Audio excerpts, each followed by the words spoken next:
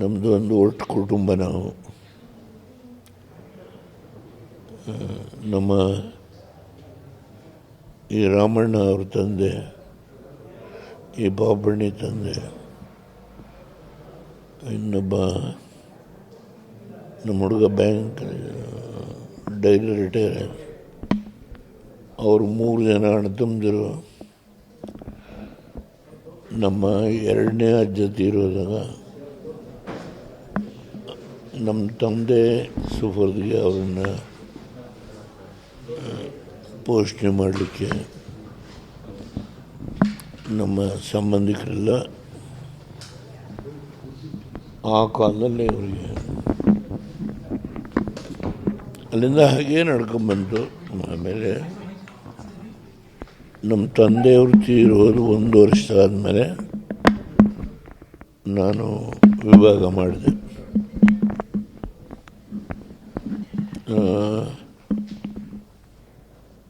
ಒಟ್ಟು ಎಲ್ಲರಿಗೂ ಸಮವಾಗಿ ಭೂಮಿನ ಹಂಚ್ತೀನಿ. ನಾನು ಇಲ್ಲೇನು ತಗೊಳ್ಳಿಲ್ಲ. ಈ ಊರಲ್ಲಿ ಪಡುಲಿ ಪೇತ್ರ ಒಂದೇನು ಮುನಿ ತಿರುಗುವಂಥ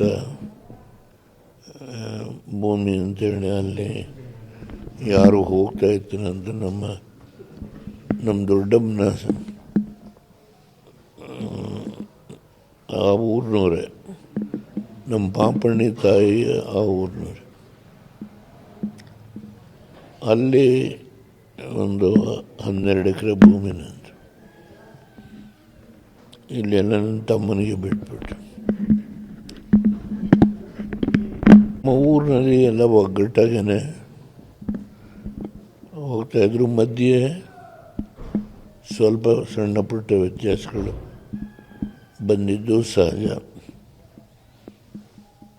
ನಾನು ಒಂದು ಸಾರಿ ಅಸೆಂಬ್ಲಿಗೆ ಸೋತೆ. ನಾನು ಆ ಸಂದರ್ಭದಲ್ಲಿ ನಮ್ಮೂರನ್ನು ಹೊಡಿಬೇಕು ಅಂತೇಳಿ ನಮ್ಮ ಎದುರಾಳಿಗಳು ಪ್ರಯತ್ನ ಮಾಡಿ, ಆದರೆ ಅದ್ರ ಮಾರನೇ ವರ್ಷಕ್ಕೆ ರೇವಣ್ಣ ನಾನು ರಾಮನಗರದಲ್ಲಿ ನಿಂತ್ಕೊಂಡೆ. ರೇವಣ್ಣ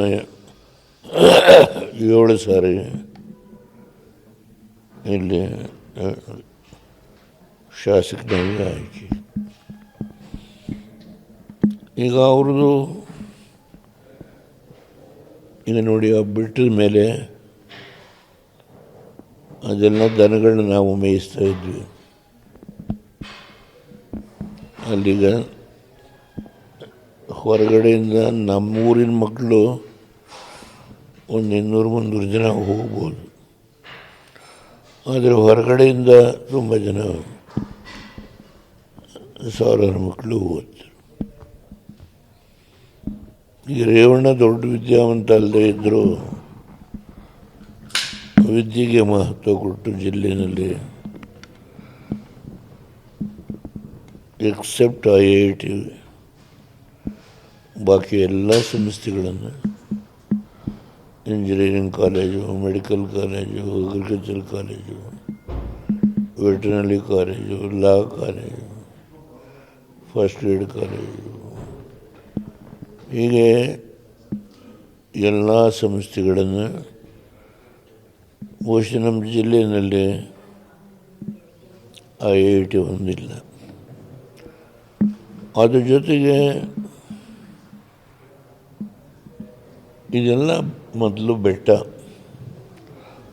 ನಮ್ಮೂರು ಸುತ್ತ ಎಲ್ಲ ಗುಡ್ಡನೇ. ಈ ಕಡೆಯಿಂದ ಮಾತ್ರ ಬರೋದು ಒಂದು ಪ್ಲೇನ್ ಗ್ರೌಂಡು. ನಾವು ಬರಬೇಕಾದ್ರೆ ಈ ಕಡೆಯಿಂದ ಬರ್ತೇವೆ. ಆದರೆ ಈಗ ನೀರಾವರಿ, ನಾನು ಹೇಮಾವತಿ ಜಲಾಶಯ, ಹಾರಂಗಿ, ಕಬಿನಿ,